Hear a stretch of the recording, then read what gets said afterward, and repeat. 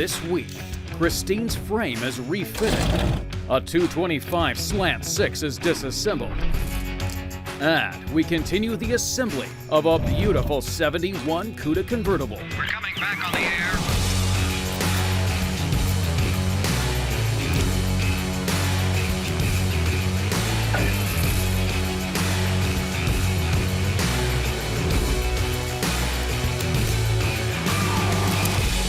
The unburied dead are coming back to life. Last week was a lot of fun having Tony out. I always enjoy giving him a hard time, giving him a little test. He does good. He brushes up. See, I don't. I'm all natural, right? If I know the T-man's coming out, I don't sit there and study up on everything. Tony, I know he's just sitting there sweating, reading the numbers and reciting them, going back over in the mirror, you know, Candyman, Candyman, Candyman. I don't know, it's a different movie. But having the 64 Fury gone over with Tony was great, because I did learn a lot about it. And I knew it was rare, but I didn't know how rare. And a lot of the things that I thought might be factory and would be awful cool if they were factory turned out to be indeed factory. On another note, last week was great because we got our 1970 CUDA tribute car. Drivetrain got installed in it, so really we're down to a final assembly on that car, and the folks have been very patient. I don't like to mislead people. There's still a lot of stress going on from the Christine standpoint. We just sent out the anodizing, the chrome, the polishing, so I'm hoping that we get it back later towards the end of this week or the first of next week. We'll be putting trim on at midnight the night before the show. So what's nice is Moser Engineering is duplicating the original quote-unquote 489 case. Now the 489 are the last three digits of the assembly number. It's a very popular case, and it was the case that car would have started life, well, not that one, but our muscle cars do. It's strong, you can't break them. So Moser got the patent to build the 489 case, and then they put an Eaton SureTrack in it, this Positraction unit. So it's really a bulletproof setup, and it's a lot easier to find than going out and hunting down an original 8 3/4 489 case with a sure grip unit in it that probably whines or howls or doesn't lock up like it's supposed to. It was the right answer for Christine for sure. Another nice thing about the Reproduction 489 case is it has the provision for the pinion snubber. A 2-bolt pinion snubber, which is common for the 8 3/4, and then if you have a Dana, because they also reproduce the Dana 354 and 410 rear ends, it actually has the 3-bolt provision for the really cool pinion snubber that would come on the Danas. Once you have the axle housing installed, the last thing is to put the axles in it. This also came with the rear end assembly. These are a sealed bearing, where originally they weren't. You had to pack the bearings, slide the axles in, and then you had to set the end play from side to side. You no longer have to do that. These are sealed, you bolt them down, you're done. You also will never have to worry about them again. And they're an alloy axle, so they're super strong. The other thing I like to do, in the spirit of keeping everything original, of course, the nuts. They are the original nuts for an 8 3/4 housing that come in our kits, our chassis kits that we also get from OER. So one of the last things they did on the rear end was put the information tags on it. I just like that. I like to know what the gear ratio is. The factory did it, so why can't I? We have those tags in stock. We get them from OER. Why not put them on there? The Positraction oil label or tag, as well as the gear ratio. Okay, so you've heard me say a million times that the 1971 CUDA convertible is the most collectible muscle car, Mopar muscle car on the planet. Well, it's true. You may not agree with it, you may not own one, but that doesn't change the facts. Historically, the 1971 Hemi CUDA convertible, for example, is the single most collectible car, selling for $3.5 million, one of only 11 made. 9 of them were automatics, 2 of them were 4-speeds. But that just shows how rare, how desirable they are. If you want to break those numbers down, the 1971 CUDA 340 convertible, they made 140 of them. Talk about a 383 standard engine in a 71 CUDA, they made 128 of those. Move up to the legendary 446 barrel. They only made 17 convertible 71 CUDAs with a 446 barrel. And of course, as I mentioned, the 11 Hemi cars.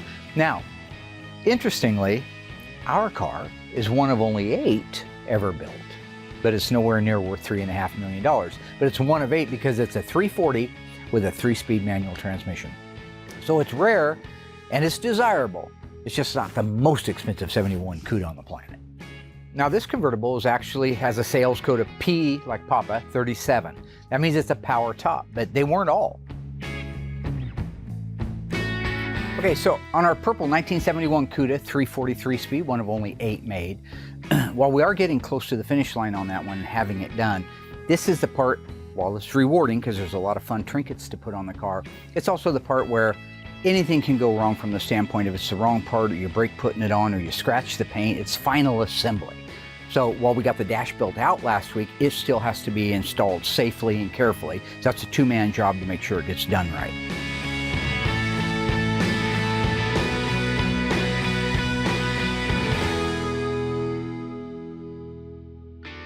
So what we're working on today is a 225 Charger.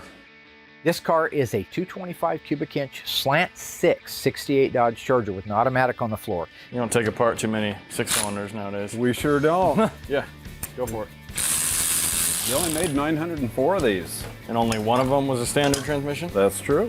That's true. We got an automatic on this one. Got our alternator off. I've done a couple of them over the years, but it's been a while. Most of the cars around here are performance cars. They're Hemis and 6-packs and 440s and 340s. So it'll be fun for those two guys to learn a little bit about the inner workings of the Slant Six. Got off, there we go. There we go. What a strange little setup. See all this stuff coming out of here? And then we'll have to do a little bit of digging now as to exactly how that thing's supposed to be dressed out to be correct. So stay tuned for that. Yes. Corrosion, electrolysis. The aluminum is dissolving. Oh yeah, look at all that. There we go. Oh man. It's like chalk in there. Now, one of the things Doug and I have had a little sidebar about, he's saying that he believes it's a solid lifter mechanical adjust valve train. But I just don't see it in 68 on a Slant Six. Wish the decal was still in good shape. The decal. Yeah, I know, it's Well, all what do you torn wanna up. call it? I'm kidding. I'm just messing with you. Okay. Yeah, it's all torn up. Can almost guarantee him that that lifter is hydraulic, not solid. So we'll see how that goes. Still pretty clear though. Charger 225, huh? What would you have bought if you lived in 68? Hey, if this was my car, I would have loved it. I don't care that it only had 145 horsepower. It's an automatic. It's a 68 Charger, my favorite. I'm a cruiser, man. I'm not a drag Just strip as long as it racer. gets you point A to point B? That's right. Okay. We're anticipating getting the head off this engine so that we can find out whether it's hydraulic lifter or solid lifter. So one of my favorite things on the 58 Fury is the wide white walls. Now, I bought these from Coker for one reason. They're a steel belted radial that looks like a wide white wall bias ply tire. So it has the look of yesterday, but the performance of today. Mounting the tires on the rims is a piece of cake for the simple fact that I went with a 14 by 5.5 inch steel wheel, so I happen to have a really nice set. We had them painted, we had them sandblasted and painted, and they're ready to take the tires on them. It's kind of fun for me to do mounting and balancing. Go back to my early days, me and Royal used to work with me, we'd see who could mount and balance tires fastest, which by the way, I hold the record for, I think it's 13.5 minutes, 4 tires mounted and balanced, key to key, meaning from the time you put the key in the lock to the time you lock the door back up again. So we have a question from our top fan this week, Mr. Rob Burgess. He is asking, what is the largest performing engine available in the Plymouth Barracuda, assuming he's talking the 1970. Barracuda, not Cuda model. 446 pack? Barracuda, not Cuda model. You know what? You're doing really good. I am? I got this new thing I do with him where I do this and that'll hold him. It's the 383 4-barrel, 330 horsepower. The 383 2-barrel L-Code, like Kimberly Cook's car had a 290 horsepower. And if you had a real Cuda model, it was 5 horsepower more. So if you have a question of your own, go on Facebook, become one of our fans. You could become our top fan, ask whatever question it is, and if you are the top fan, we'll hit it next week. So Justin did a great job building out the dash. It looks really nice. It's fully functional. He tested it on the test bench. All the gauges work. So it's at a point where it can be installed in the car. Now, it's a two-guy job. You don't want to scratch anything. They're kind of heavy. They're clumsy. So he's going to work with Doug and get the dashboard installed in the car, fasten it down, then he can continue to build out the rest of the interior. Okay. You on there? Yep. All right. There, I'm on there too. Now, I don't know of any data out there as far as the factory installation of the dash, but when I look at it, it looks to me like it's designed to be done by 1 or 2 people. Okay, things looking clear? Yep. All right, let's rock it up. because you have bolts in the sides that go into the inner hinge pillars. You don't tighten them all the way down because that framework's going to come in and set down on it. You roll it up into place. You have 5 screws across the front of it. That all just seems very assembly line to me. So it wouldn't surprise me that the way we're doing it today is exactly the way they did it back in the day. It's a good, clean system and it works. Okay, yo. Put the bulkhead up on the firewall. Here you go, yo. Thank you. All right.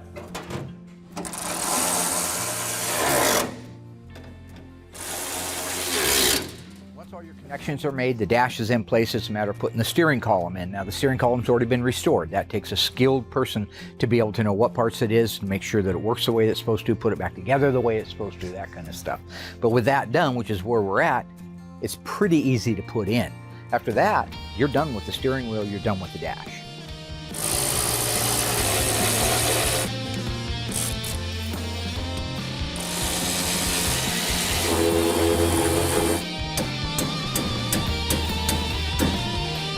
All right, there we have it. Our steering column is in, and this thing is ready to move on to the rest of the interior. 1971 in America, it was a changing time. Everybody knows it was there, and if you read the history books, you had the wind down of the Vietnam War. You had gas prices that were just starting to skyrocket. So 1971, while it may have been the pinnacle, it was a very short pinnacle. It began to decline quickly. The best example of that is the 1971 Cuda. One of the best looking cars in the world, but they made about half of them in 1971 that they did in 1970. It gives you an example of how the times were changing and people's tastes were changing. If you take a minute and look at the 1970 and 71 Cudas, let's just talk about the BS23, BS27 cars. There were changes, even though at a glance they look the same. A 70 and a 71 Cuda use, if they have the same option hoods, they'd use the same hood, the same fenders, the same bumpers, the same doors, the same deck lid. For the most part, that's all true. Overall, they're identical. Subtle changes were made in some ways, such as the outside mirrors were a little different in 1971 than they were in 1970. They got bigger. Some of the changes that weren't as subtle is like the front end of the 71 Cuda. 71 Barracuda Cuda was the only year they had 4 headlights. They had 2 on each side, a high beam and a low beam. 1971 was the only year for the Barracuda to have 4 headlight system. The grille was unique from the 1970. The 1970 had a park lamp that rode up real high. It was very sleek. In 1971, they moved the park lamp down to the front valance, and they gave it a real cool, pointy look to it with reverse scallops in it. As you begin to walk around the car, you'll see that there are louvers in the fenders, these shark, simulated shark gills in the fenders in 71. They didn't have that in 1970. The rocker molding in 1970 was a really cool, a bit big, but it ran the entire length of the rocker. It was about 2.5 inches tall, and it also looked like fish gills going down the side of a car. In 71, it was just a clean aluminum anodized molding. The taillights are different in 71, but similar to the 70. In 1970, you could buy a Cuda with a 375 horsepower 444 barrel engine. They pulled the 4-barrel engine out of the lineup in 1971. You could not get a 71 Cuda E-body, Challenger or Cuda, with a 444 barrel. It was only available with the E87 446 barrel, or 6-pack if you had a Challenger. The 1971 Plymouth Cuda Convertible, they built a total with all the different engines of 374 of those cars. 140 of them got the optional small block 340. 120 of those came with the standard 383 4-barrel high performance, would be the Super Commando. Only 17 71 Cuda convertibles left the factory with a 446 barrel, and only 11 with the legendary 426 Hemi. Our car has a standard 3-speed manual transmission, making it one of only 8 1971 Cuda convertibles with a 340 and a manual 3-speed transmission. I'm pretty sure it has adjustable rockers on it, so I feel that it has solid lifters. Here we go. Look at that. Look at that. It's a Holly. Nice little 1-barrel carburetor.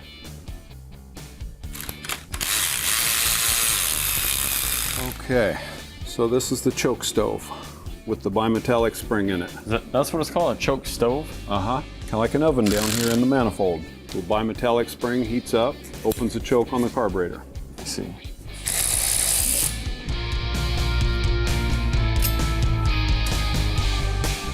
Might be an original starter. Yeah. Look at that. Intake and exhaust. Dual manifolds. Oh, it's busted. Oh yeah. Look at that. It's busted. It's all cracked over here. All right, let's see, how can we get in here? Right here.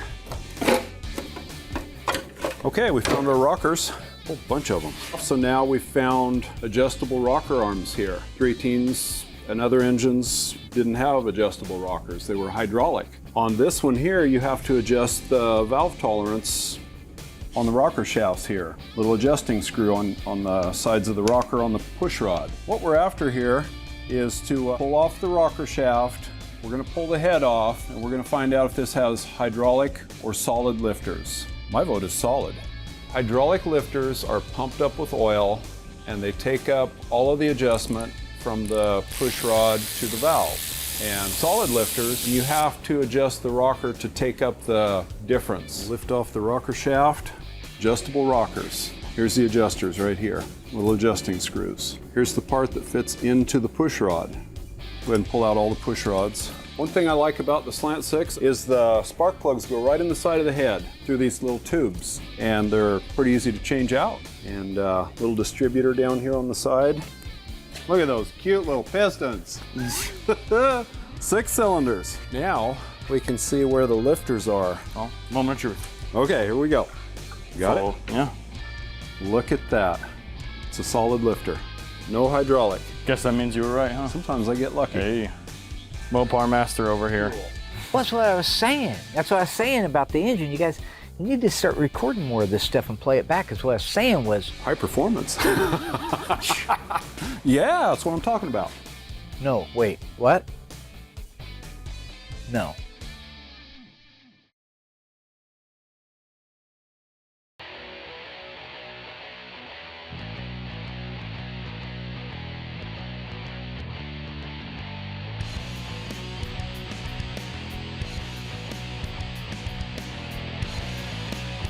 So the next step on the CUDA is to put the carpet in it. We've bought our carpet from the same place for years. Many years ago, we used to buy it and it would come rolled up in a box, which is fine. It was a good product, but rolled up in a box, especially if it had just been formed, means that you have to reform it. We get ours from ECS. So what happens is they come in a huge flat box and it's just folded in half. So when we go to put those in, the steaming process is 5 minutes, 10 minutes, and you have everything fitting nice. There's no crumples in the floor like anybody who's put the rolled up in a box carpet in has that. Well, we've learned how to get away from that.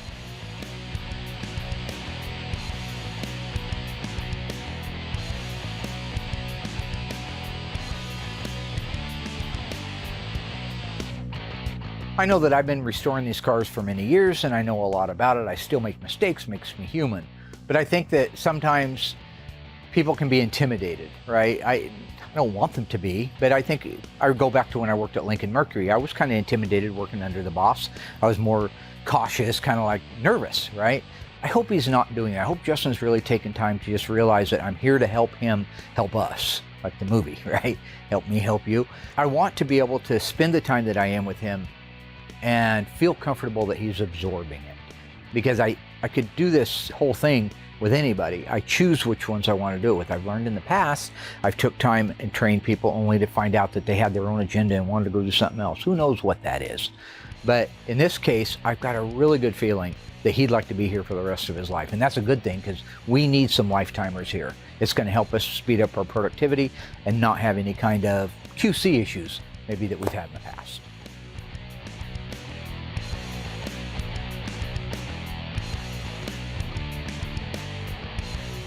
So, like I've said before, on any of these cars, the hard stuff is the engine, the transmission, the body, the paint, getting it all kind of formed together there. The fun part is the final assembly.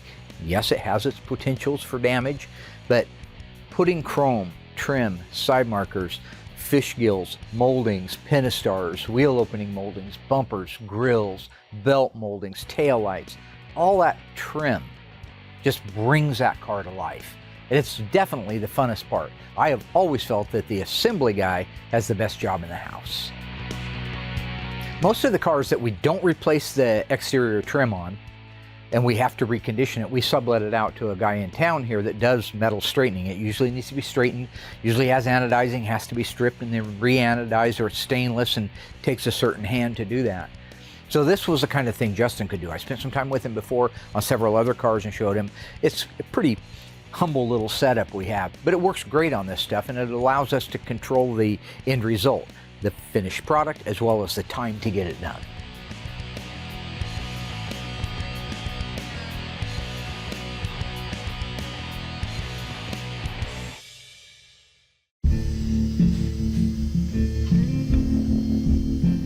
The frame still needs to be built out and prepped for our 58 Fury, the Christine car.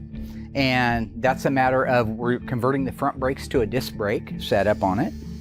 We have the engine and transmission mounting that we have to put into place, get all of the things ready so that when we set that engine and transmission on there, it's in place final permanently, and we can build around it when the body shell comes back around. So the nice thing about Christine is it uses a leaf spring rear suspension, torsion bar front suspension, just like the cars we work on today. I was able to use a Mopar rear shackle, brand new ones that we stock that we put on the muscle cars. I ordered a pair of replica, original, duplicate leaf springs, and then the original hangers, all we had to do was take them off, media blast them, paint them, and get ready to put it back on. So our bushings and our inserts and things like that, we were able to use the stuff off of today's car on that car. So there's some interchangeability there, which I think is kind of cool for that many years. Another, 10 years prior to the stuff we're working on, they were using the same stuff. So like anything, when I'm out there working on these cars and you got a lot of heavy stuff, I've said it a million times, have good equipment, trust that equipment, and use it the way it's supposed to be used. You won't have your injuries, you won't have things getting broken. It just is a much better way to be. I couldn't always afford good equipment, but now that I can, I'm filling the shop with it because it makes a difference in the end.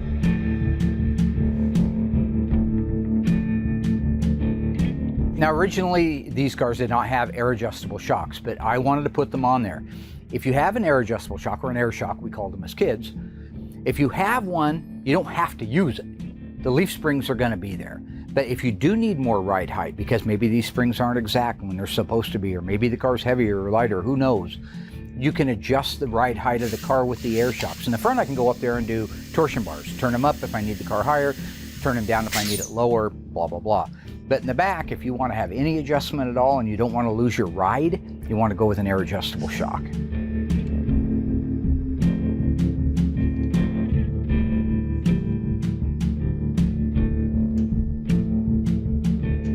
Once that's done, we can mount up the really cool wide white wall tires, one of my favorite things, on the 5.5-inch factory steel Mopar rims, 5x4.5 bolt pattern. After that, we'll have a rolling chassis. We'll be in a position where we're waiting for the body to come back, and that's a good place to be. So on Christine, we had the entire frame powder coated, mostly for two reasons. One is powder coating fills an awful lot, so you don't have as much body work to do to it to make it have a nice finish. Also, it's durable as hell. You can drive that thing down a gravel road every single day of your life and you'll never get that stuff off. You can't get it off. You can't even sandblast it off.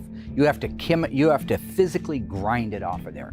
Because it's so durable, I let our powder coater go ahead and do the 8 3/4 housing that I had. And remember, that housing's out of a 1970 Dodge Charger. It's only a 1/4 of an inch on each side narrower than the original rear end that was in the car. But the 8 3/4 that we got out of the Charger allows us to use all the things we're used to using.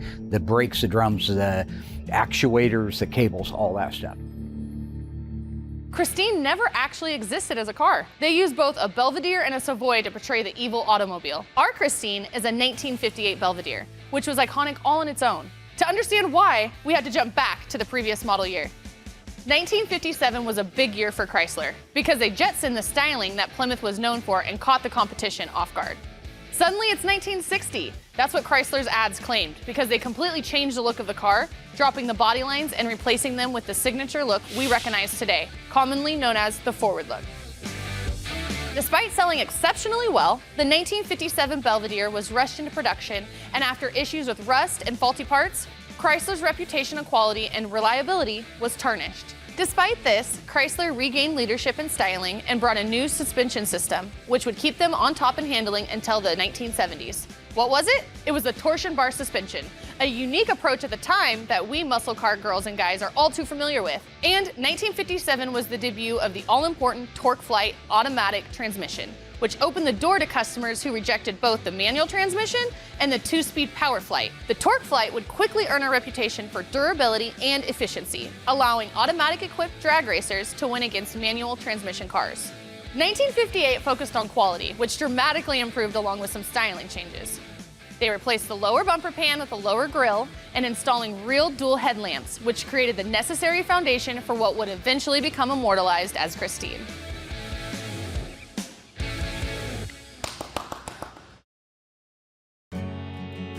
George has been working on this 1970 Plymouth Roadrunner. This is a convertible, which you can tell, but it's a 383 4-speed car. Very, very few 4-speed convertible Roadrunners were built. This is one of those. Now, unfortunately, the downside to it is it was a really rusty car.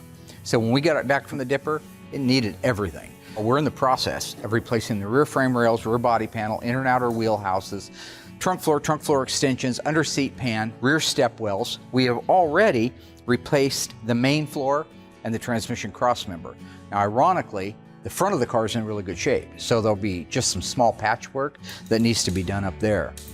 All right, so the piece I'm talking about is right here. This is 1/4-inch plate steel. It's shaped and mimics the inside of the rocker itself. So it follows the bottom of the rocker, up the side, and across the top. So you see right here, it goes all the way out to here, and then it spot welds down inside here. This being 1/4-inch plate, and it runs all the way from the edge of the rocker here to the very front. You won't see that in a hardtop car, okay? If you go out to our hardtop, our 1970 Coronet, and take a look at that, you'll see what I'm talking about. It's because we have no roof to hold the car together. Chrysler thought, and rightfully so, it would be a good idea to reinforce the rockers. So that's what these are. I believe that this part is actually available in the parts book. I think you can go back to the original parts book and actually order one of those back in the day if you were to happen to get in a wreck. So we have the other side opened up, and this is ready to get the new inner rocker. That's how we were able to see all of this. We already did the inner rocker front section here, like I said, with the floor. So this piece will go in this, set something like that. Across the bottom, it'll get spot welded along here. And it'll get plug welded down here. And that will help finish off the reinforcement and the strength of that rocker panel. So we're kind of, what we wanted to do, because it was so rotten in the main structure, is we wanted to do it piece by piece so we didn't lose the overall geometry of the car. Like we have in the past, when you blow something completely apart, you can lose things, lose its geometrical shape, and so you're fighting that all the time. So in this case, if you just leave it together, it moves it a lot faster through here. So there you go.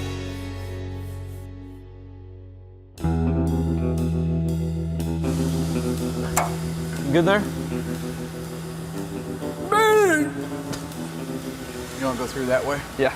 So our 1971 Cuda is drawing close to the finish line. One of the last big things that we have to put on is our convertible top mechanism. Now, this is a power convertible top. That's not standard. You had to order P37 to get the power, otherwise it would have been a mechanical top, like a couple of the cars that I have out back. So right now we're getting ready to put the convertible top mechanism in. We'll bleed it out. We'll adjust it as close as we can without material on there. Then Larry can come out, get the material put on it. We can do the final adjustments, fit them to the side glass and the quarter glass, and we'll be ready to put the rest of the few things that are left on and get it out for a drive. This is just a rough fit. Yeah. So if we just held it up against it into place, and then wherever this naturally wants to sit at that time, that's probably where we'll lock it down. Okay. And then Larry can play with it if he needs to. Yeah, sounds good. You have a power box there? Here we go. I'm a believer. I'm a faithful man. See, that side's a little softer, but it's going. So a little adjustment on that one. Now remember, folks, this is our 1971 Cuda 340, 3-speed manual transmission. That's the standard transmission. Only 8 people opted not to go up to a 4-speed or to an automatic. So this is one of 8. It's an in-violet, white top, white interior. It's a very rare car. You won't see 2 of these at a local car show. So yeah, with that, there's 100 little adjustments between these bows and the actual vertical and horizontal bars right here. but we'll dial those in as Larry's getting the material ready. We can get the windows rolled up, put some rubber in there, put your Metro molded rubber in place, just even to mock it in there. Oh, yeah. And we'll dial it in. Nice work. Yep.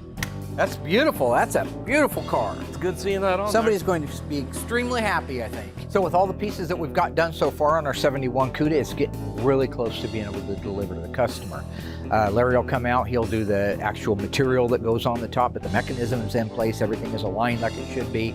So really, with just a few hours after Larry's done, we'll be able to wrap this car up, call the guy up, have him come out and deliver the car to him.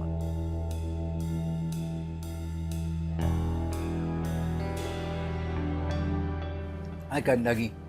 Hi, Mark. Don't let me stop you. How are you?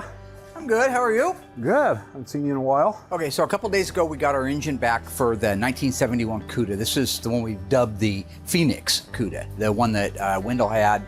We talked about it a couple seasons ago. It got caught on fire, had a big explosion. So the biggest thing that had me apprehensive was the condition of the engine. When we sent it out to the machine shop, it didn't look very good. It looked pretty bad. After Doug tore it down, you could see that there was pits in the cylinders that were pretty deep. There was a lot of fire damage. So I was completely relieved when the engine comes back, and the worst case scenario was it had to be bored out to 60 thousandths instead of maybe a standard bore 30 thousandths over. So yeah, I'm pleasantly surprised at how nice this block is. But it looks like with some elbow grease and some hard work, a lot of the stuff that wasn't made of pot metal or aluminum, we're going to be able to reuse on this engine. Doug's got the short block pretty much built out except for the camshafts, but this is a really cool camshaft. We always use comp cams. It has the original 3 bolts. They make a single bolt one. A lot of people put them in. It's probably less money. I don't know.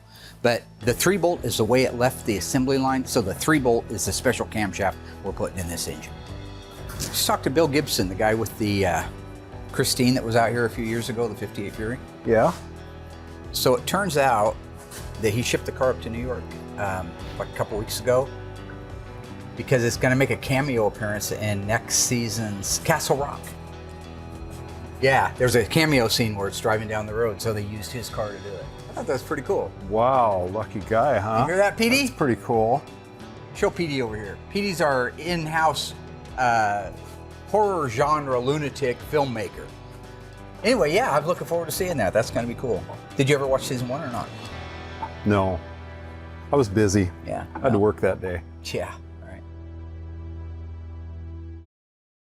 Our other top fan this week on Facebook is Mike Stackhouse. He wants to know if we would ever be willing to restore a 1970 Chrysler 300H, as in Hearst. We actually have a 300H here from a gentleman down in Florida that we are in the process of getting ready to restore. The 300H is a really cool car. It's a 2-door, it's a hardtop, has a fiberglass hood and deck lid, uses a high-performance 440 in it, but Chrysler called it the 440 TNT.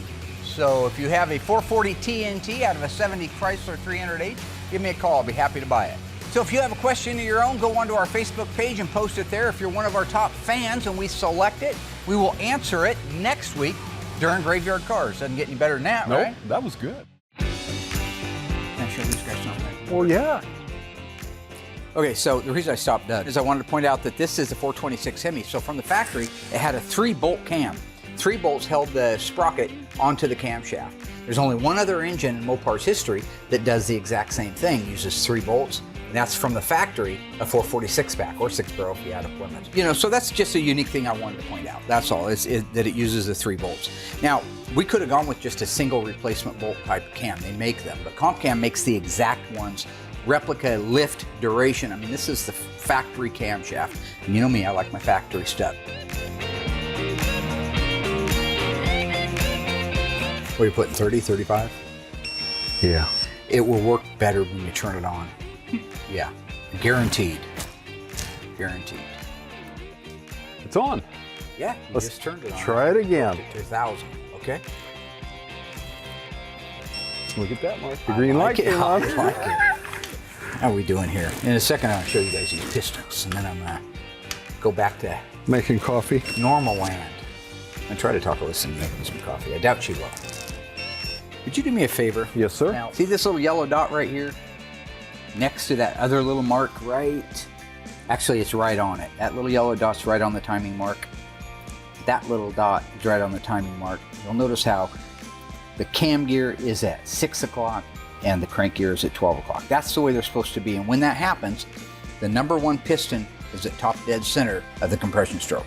So with my little education there on the camshaft and pistons, I'm able to let cousin Dougie continue on. I think he's ready to start working on the bottom of the engine, getting it buttoned up.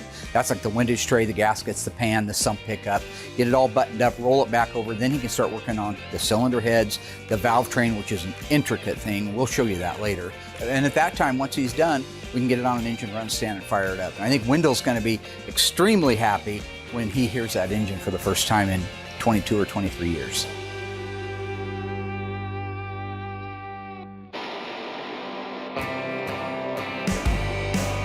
Now the thing about this conversion set is I was able to use the 1970 to 72 rotors, inner bearings, outer bearings, grease seal, calipers, caliper mounts. All that stuff was factory 1970 to 72 disc brake.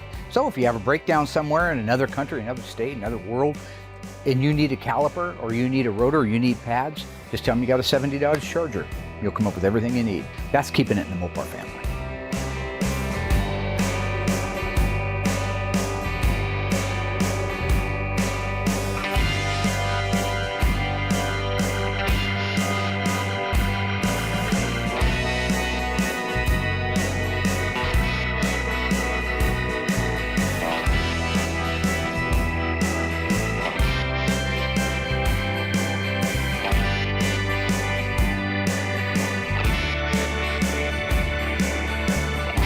The only negative takeaway I had was with the disc brake conversion, you can't use the brake shields, the dust shields that you would normally use. So the stones can go up in there and hit the rotor if you're on a gravel road or something.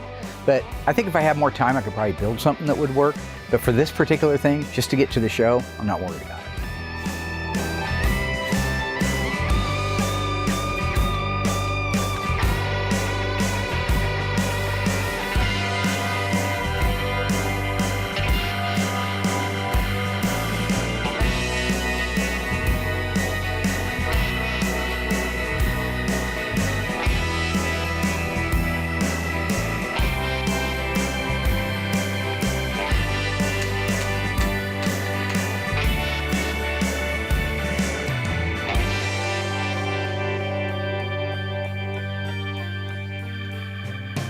When we first got the car, Doug and I was trying to get the front brakes working on it. God, what a mess.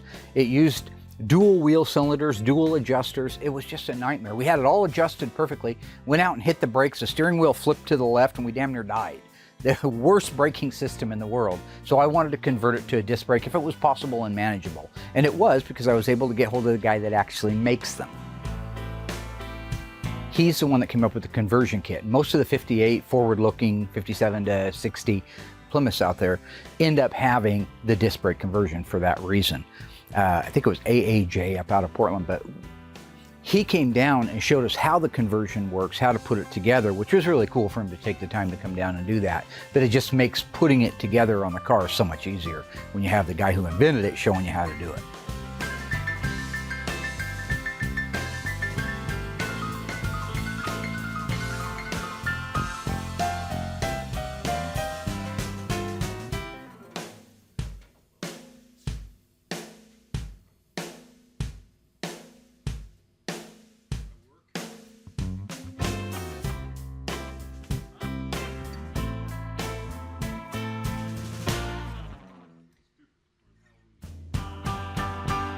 I really felt like the disc brakes were important when you consider the fact they say a front brake on a vehicle does about 70% of the stopping.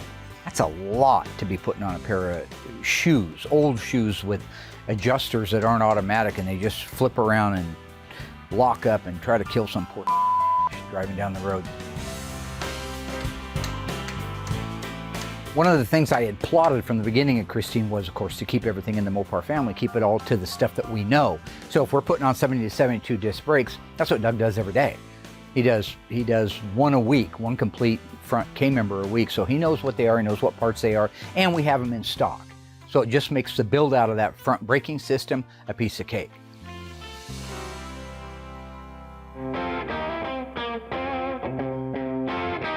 The windshield trim for this car was beautiful. I mean, other than needing to be ran across the machine. The polishing wheel that we use puts color in it. They call it coloring it. It gives it that bright, crisp look, but there weren't even scratches in it.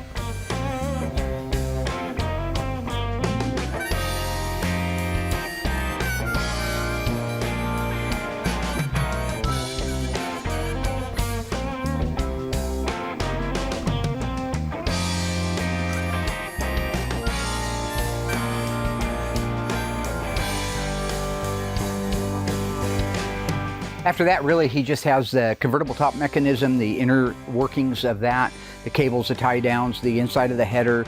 These are the clasps that hold the top down, the visors, the mirror, some exterior trim and ornamentation. Once he's done with that, we'll really be getting close to a point where we can take it out and go for a drive.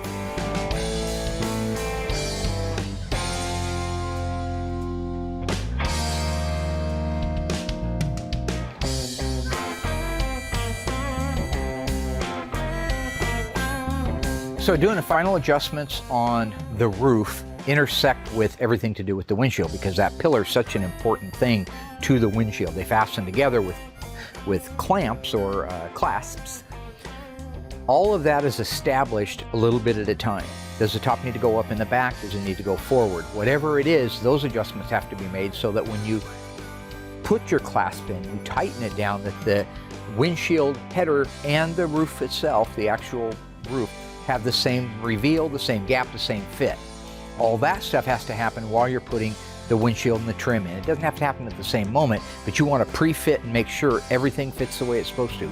Moldings, windshield reveal molding clips, they need to be in place. So this last little bit is just time consuming. And you have to take your time and make sure it's where you want it before you finish that car.